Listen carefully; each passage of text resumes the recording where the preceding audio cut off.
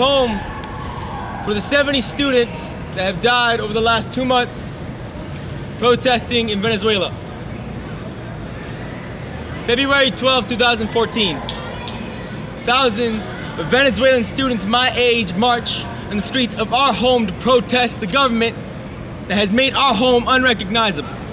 They march for the police department that attempted to sexually assault one of our classmates. 2 years later and thousands of miles away, I am staring at a high school senior. Her fingers are wrapped around the corner of a biography on Hugo Chavez, and she tells me of this dictator, this boogeyman to my cousins, this nightmare to my grandmother is the savior we as citizens need.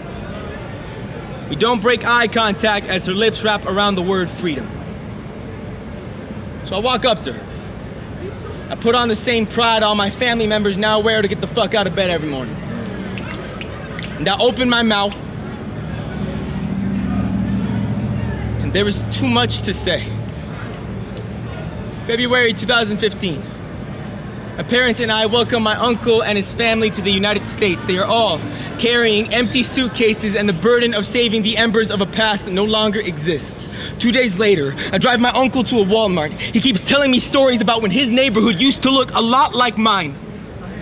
To this day, I cannot tell y'all if he was nostalgic or mourning. 2 months later, Fox News does a segment of a McDonald's burning behind a sea of flaming palm trees. They call it Baltimore.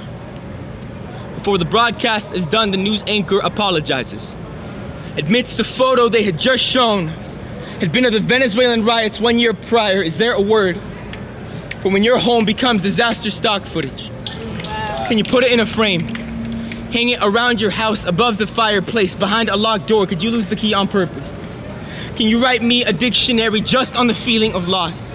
Have it describe every single life that gets lost in translation? Can you translate a man crying in Spanish in the middle of a Walmart to finally understand how gross it is to live in excess? What language must we die in to be worthy of a ribbon? A hashtag become a tragedy worthy of recognizing. November 9th, 2016.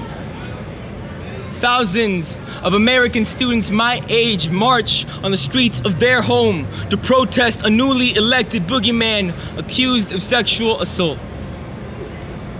I know what it is like to experience trauma and call it deja vu. To stand in the middle of an unfolding story having already lived the epilogue. But I stand with y'all now. March, burn, be burned, but shine despite. Sound good, Chris? Sound good? Yeah. That was Jose.